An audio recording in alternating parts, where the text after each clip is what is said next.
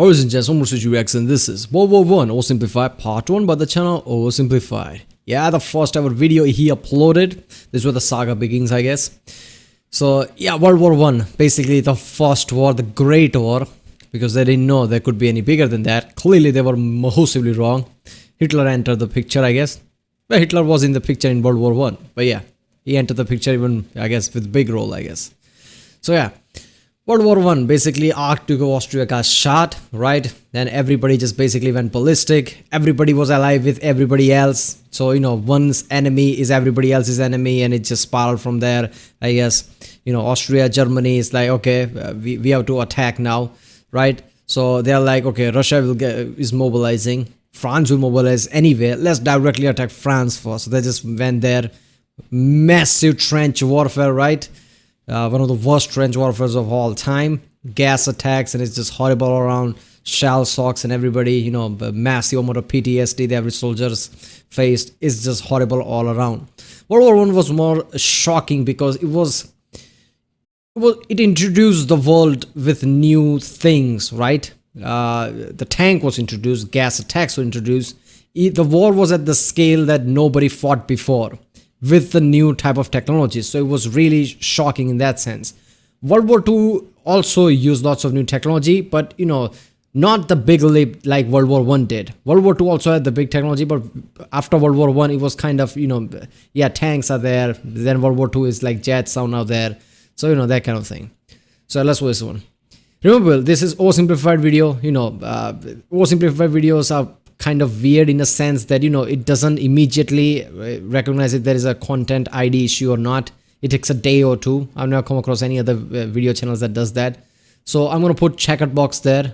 But if it's that big of an issue, I guess run the original video side by side. There's a link in the description with the original video. Like I said in the, I guess yesterday, Hitler part 2 video of Oversimplified, like content ID is one thing that a bit panicky situation for me. Like, first time I tried to monetize my channel, because I had some content claim in some videos, I wasn't getting monetized. So, fear of demonetization, I can't have content ID claims on my channel. So that's why I'm going to put checkered box there. Like I said, use original side by side if it's an issue. All right, let's watch this one. The world of 1914, a time of modern technology, culture, and fashion. Truly the height of civilization. Let's have a war. Everyone knew a big war was coming. France wanted some stuff back that Germany had taken from it. Germany wanted to take more of everyone's stuff, and they were building a big sexy navy that was making the British uncomfortable. These two empires thought they were really cool, but lots of different people who lived there didn't think it was so cool. And some of them had even been declaring independence with help from Russia. Everyone was talking about each other behind each other's backs, throwing the fact that military technology had come a long way since the last major war, and suddenly everyone was pretty eager to beat each other up. Everybody wanted to test out their technologies, apparently. Everybody had, reasons to fight. Everybody wanted to fight. They didn't have reason to fight, but everybody wanted to fight, right? And as soon as Archduke got shot, everybody's like, yeah, that's the moment, right? This is the global event. This is the worst thing that can ever happen in humanity. Everybody assemble. Let's fight everybody.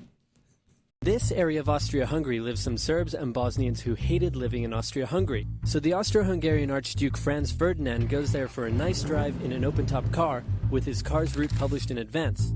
And that went just about as well as you'd expect. Some assassins were waiting for him along the way and threw bombs at his car, but they missed and blew up some officers behind him instead. So the Archduke goes into hiding, leaves Sarajevo, and the whole war never happens.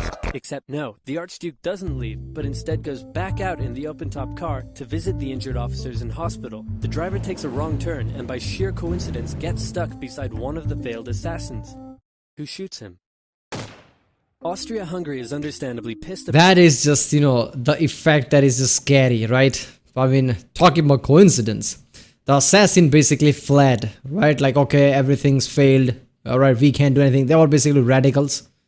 But, they're like, okay, we failed, can't do anything. There was just one guy, I guess. He went to cafeteria, and Archduke's driver basically turned his car right there. First of all, the driver wasn't a local guy, so he didn't know routes, which is kind of stupid, right?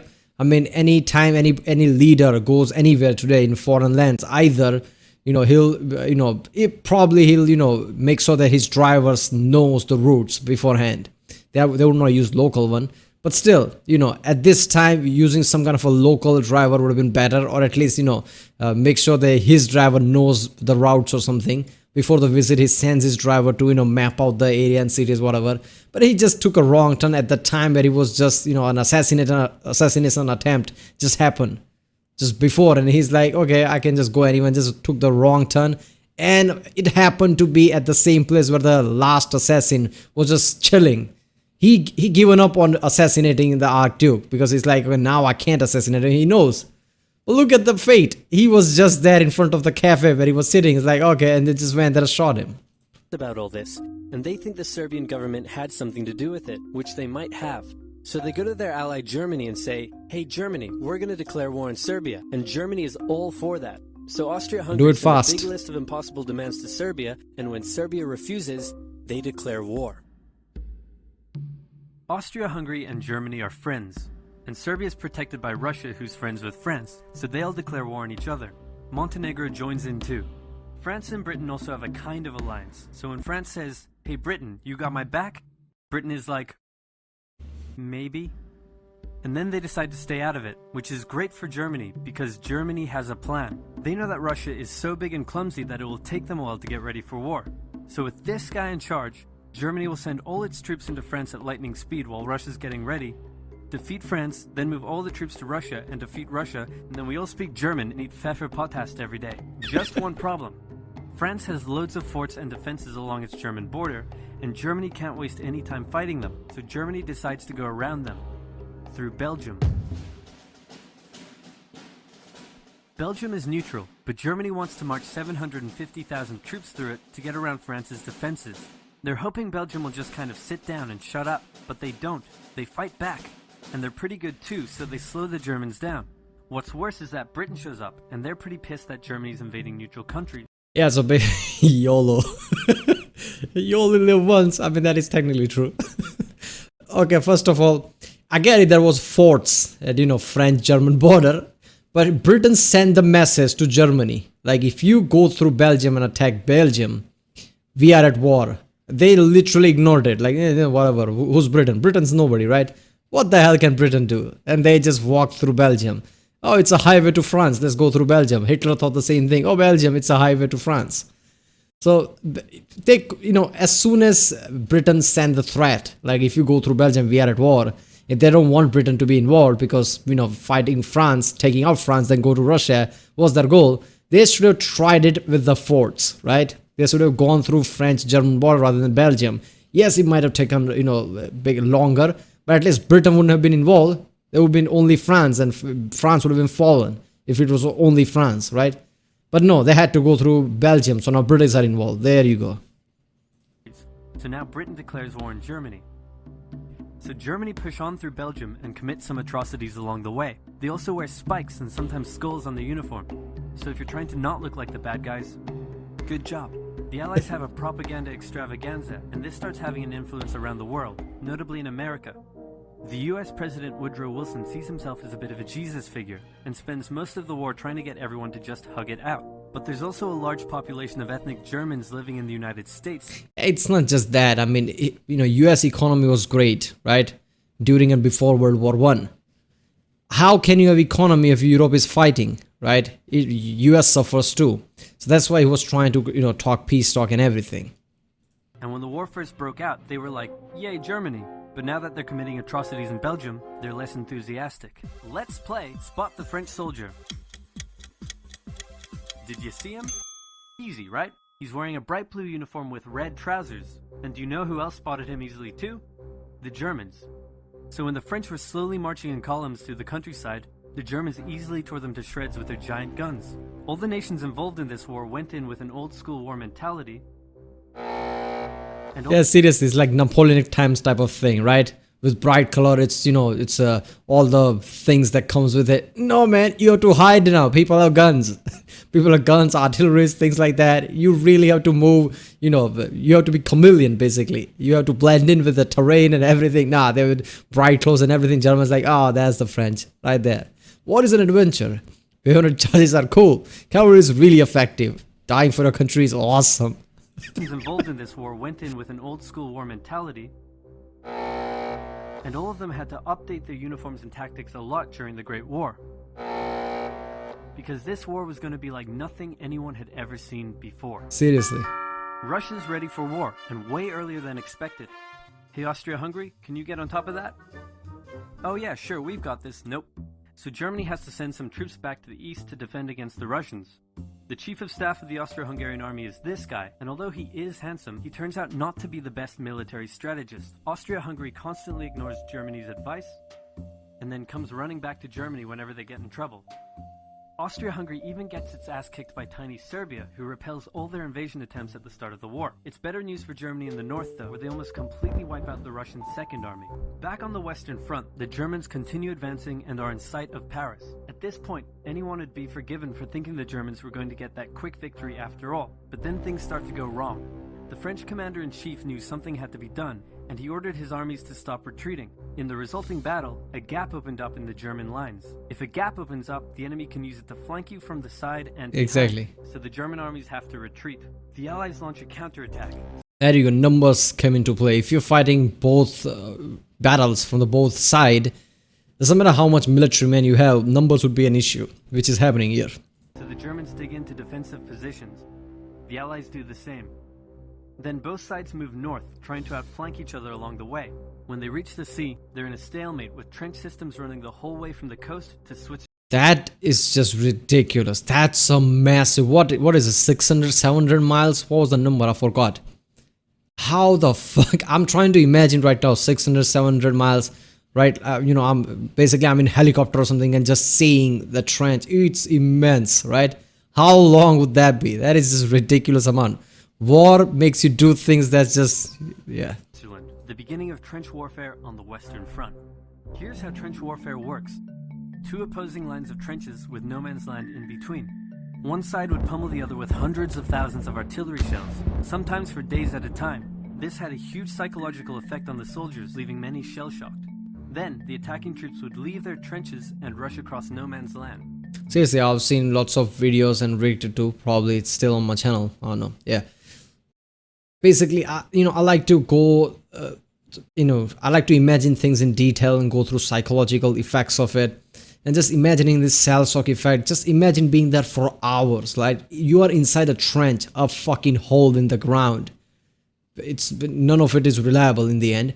And constantly there's bombardment, constantly for hours and hours. How the fuck anybody survived after that mentally is just astonishing, right? Because that is just way too heavy pressure, way too much shock, basically. A brain surviving after that is just... So it's not surprising that some got shell shock. It's surprising how everybody didn't get shell shock. A muddy wet mass of shell craters and barbed wire. The defending trench would unleash machine gun fire on the attackers, inflicting thousands of casualties. The attackers would send wave after wave until either they gave up or the opposing trench was finally overrun. God, this is that part, right? What was the town of... there was a town in France, basically, where Germany was really pushing. But France cannot, let go of the town because it was really strategic. So, around this place, British people, everybody, civilians and everybody enlisted into the army, right? Conscripted into it, enlisted from the Britain, like shopkeepers and, gardeners and every common people. Basically enlisted in the army, came to the trenches here at France only so they could delay, the attack in the French town. And they just walked inside, basically machine gun fire. No one at, basically who was at the power, right? I don't know who was at the command or whatever. None of them expected these people to make a difference. All they wanted. So, you just send in people, countless people. So attack doesn't stop, so there is less pressure in the other side. So they were literally walked inside the machine gun fire just to die. There was no other expectation from there. Obviously, they didn't know that at the time, but just knowing that is fucked up. Somebody from the London or whatever just walked up like, I'm going to serve my country. There's world war going on. I'm going to serve my country. Is a florist or something, let's just say. Came all the way here, took the gun, walked inside the no man's land just to die. I mean, that is just fucked up. Well, that's so, Rowan Atkinson, so Blackadder, right? I'm forgetting the name. that captured that. It was a comedy show, but even that captured that so ridiculously, right? In the end, they just walked inside the no man's land, and that's just too heavy, man. There would be months of fighting and the deaths of thousands in order to gain a few meters or kilometers of land. Living in the trenches was hard work too. Oh God, look at that. Corpses, mud that could swallow you whole, pools of poisonous water, rats, disease, the smell. It's insane. The smell. I was gonna say smell. All the dead bodies in the no man's land. Nobody can move it because there's a machine guns there. It would have started to smell so horrifically. Soldiers put up with these conditions, and commanders ordered them to do so for years. There you go. God, World War I and trench warfare is just horrific. All of this wasn't enough. They introduced gas attacks, right? Mustard gas and things like that. Oh, there you go. There's more things. People basically ran everywhere because, the gas attack was happening. People just took masks wherever they could and just tried to survive. People clawed their faces because of this. World War I was just a different level horrific. World War II was the worst of them all. Obviously, numbers tells you that. But World War I was a bit different, right? It was a surprise thing because nobody knew all these things could happen. It was a new thing at the time. And that was just fucked up, right? Everybody had to change uniforms and everything. Alright, people, that was World War I Oversimplified Part 1 by the channel Oversimplified. If you like my reaction, don't forget to like and subscribe. Check out the Rick Sunday. There's a link in the description. Check out the cards over place. Check out the cards. And yeah, I'll see you next time.